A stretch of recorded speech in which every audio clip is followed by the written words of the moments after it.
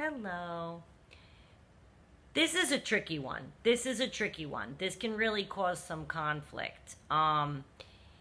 If you're attracted to what your narcissist does for a living, and it's an honorable profession, especially if it's an honorable profession, that can really cause a conflict inside of us, I think. Because I don't know what we think, but narcissists come in all shapes and sizes. They can be doctors that are saving lives. They can be teachers that are teaching children, professors teaching in college. They could be nurses on the front lines, EMTs, lawyers, firemen, policemen. I don't There's an endless list of honorable professions out there. Endless. A hardworking father of 5 who takes a second job as a bartender, that's honorable. The behavior that they exhibit can be extremely contradictory, and it happened one of the reasons I hung on to my narcissist is what he had done. He was retired. What he had done was a very honorable living, and I thought, well, God, he can't be all that bad. I mean, he did such and such for a living. And I thought, he's got to have some good in there. He's got to. Guess what? They become things. The narcissists do. They go through life. They got to pay their bills. They get jobs, and some of them are honorable. It doesn't mean or wipe away what they're doing to you. And it is tricky. It is tricky because I was attracted to what he had done. I was very, very proud of what he had done for a living. And I feel like you shouldn't let that sway you. You shouldn't let that sway you. Because what they did for a living might have been hard work or good work or whatever it was, but they are still and will forever be this narcissistic person. I even said to my narcissist once, why do you think that this was about karma? You and I have talked about that. I remember asking him, why do you think that you can skip the karma line? You clearly are behaving in a way that you think you can skip it. Why? Why do you think you can skip it? And he answered once. He goes, I guess I feel like I did such and such for 20 years or whatever it was that he did it. And 25 years. I guess that I just feel like since I did that, I have good karma coming. I'm like, no. It doesn't work that way. No, it doesn't work that way. You piled up a bunch of good karma because you did something honorable for a living. I don't care if you teach first grade for 30 years, which is hard work. Can you imagine that?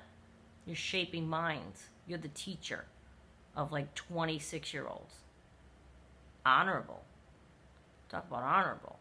I don't care if you do that for 30 years. It doesn't mean you can turn around and retire and now go out into the world and then be mean and horrible and narcissistic and think that you have good karma coming because you clocked into a job for 30 years that made you be honorable. It doesn't work like that. But that's what he thought. I thought that was very interesting. And that's what I've always thought about this topic. And I thought, it's a danger when you are very attracted to what your narcissist does. That can keep you with them. It can be a reason that you have in your mind, wow, okay, well, there's got to be good in there somewhere. There is, I guess, for them to have done whatever it is that they do, but the disorder that they have exists nonetheless, I guess, is the bottom line. So even if they seem like the perfect person,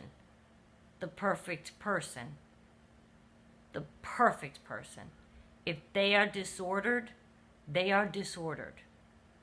And what they do for a living, no matter how honorable it is, they could be a judge and be called Your Honor every day. They could be a narcissist. They come in all forms. There's no one profession that I've ever read or seen or heard of that exhibits more personality disorders than another, or I've never come across a study that, and I wouldn't believe a study like that anyway. How could you possibly measure that? So they're in every profession. They do all things just like, I just don't want you to think past their disorder into their profession and trick yourself into thinking they've got to be an honorable person. They wake up every day and go to work and do that. They've got to be an honorable person. They might have an honorable job. They might. And they might perform that job phenomenally. While they're on break from whatever job they have, they're texting other women. I'm being funny now. I'm thinking right now of like Grey's Anatomy or Private Practice, if you've ever watched any of the medical shows, and the doctors are zipping around the hallways. They don't show narcissistic personality disorder in any character on any TV show or movie ever. You can pick out a few and be like, oh, okay, I recognize that trait. I see what he's doing. And you can pick out, but not as a thing, as an education to show you this is what they look like in life. But picture half those people triangulating their wives, triangulating their girlfriends, triangulating their husbands. And there's all kinds of, everyone sleeps with everybody, of course, but that's not narcissism. That's not what we're talking about. But all of the bad things that your narcissist does to you, if he's still working, he's doing them and he's having a job. So to New Supply, they look honorable, right? If you're attracted to what he does, then somebody else probably is as well. So he can use that. Oh, he can use that to lure in New Supply. You don't think they're going to think what he does is honorable? Of course. And the thing is, we have to snap out of it.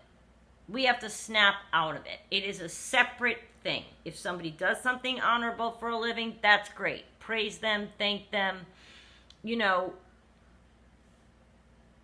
in the military. There's another honorable. How did I miss that? I'm from a big military family. Thank you for your service. Thank you for being honorable. But guess what? You're still acting this, and this way, which doesn't meet my standards. You can still have standards that are above what they do. Maybe they're not good enough for you. It has nothing to do with what they do. Like, Renee, I've never met anyone like him in my life. Maybe he is a judge, right? Or a surgeon, like from these shows. And you're like, Renee, he's a brain surgeon. How can somebody who's how can that not? He's got to be a nice person. That's what he's doing for a living.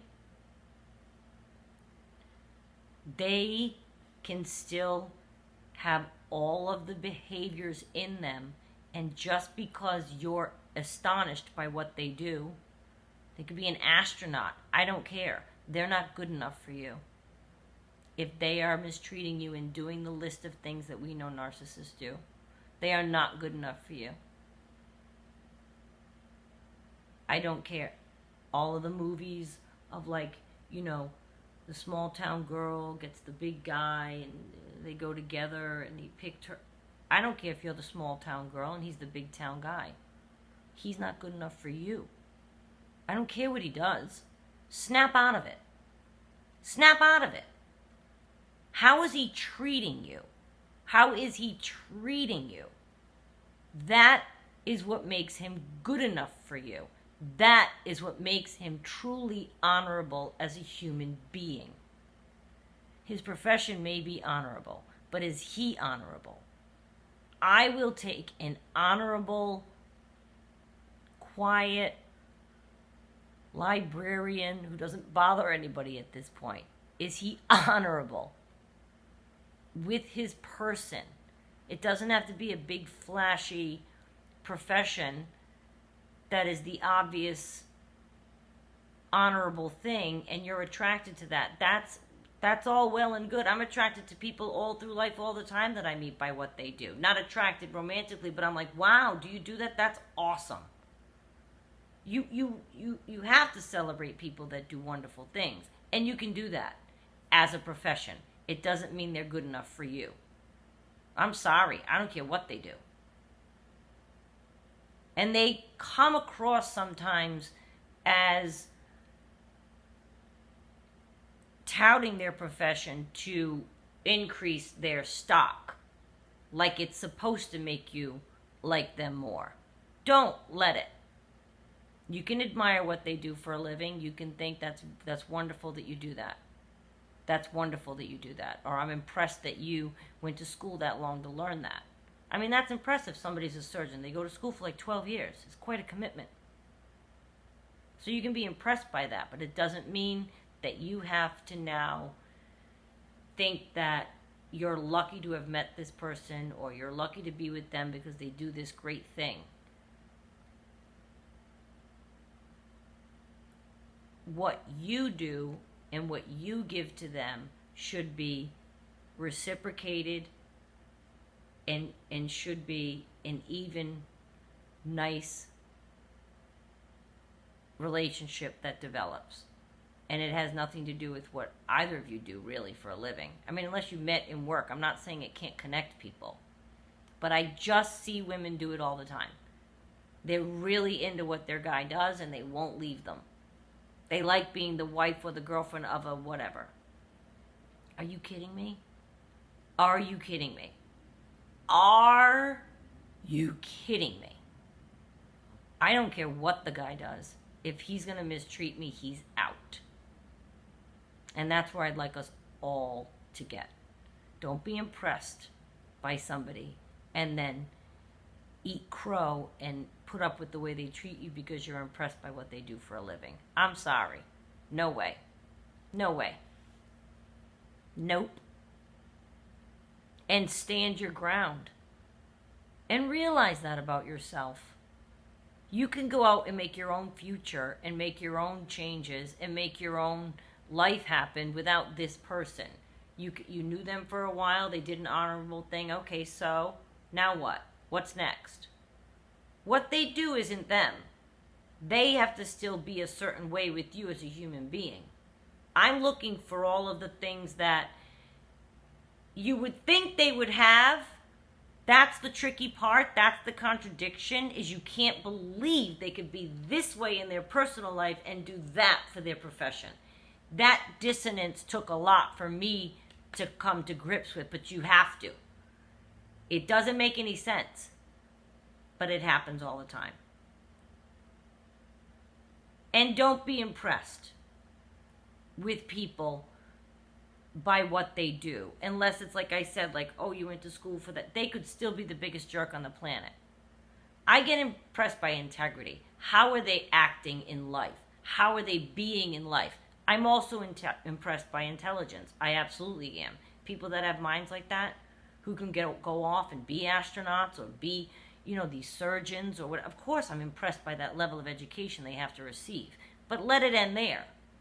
Don't confuse that with being impressed by this person as a man or as a woman or as a person, as a human being. You still have to see how they treat people, how they treat you. That's the most important thing. When I meet people, like on a day, I try to avoid saying, "What do you do?" I don't like that question. I think people torture each other with that question. I try to avoid it because I don't want any prejudges. I want to talk to the person for a while, and it'll come out whatever they do. But I don't, when I am dating, in other words, I don't go right to that question. I don't want to judge them either way. I don't want them to say, I'm a spinal surgeon, to use our example from Grey's Anatomy. I don't want them to say that and then me think, oh, I'm impressed already. That means they're intelligent. That means they have commitment in school. That means they're saving lives. I don't want that. How are you treating me tonight? How? Let me see how you are as a human being. And then maybe if you are a surgeon, I can tell you that I think that that's wonderful. But I don't need to know right now so that I get confused. Keep an eye on that. That's all I'm saying. I'm just saying.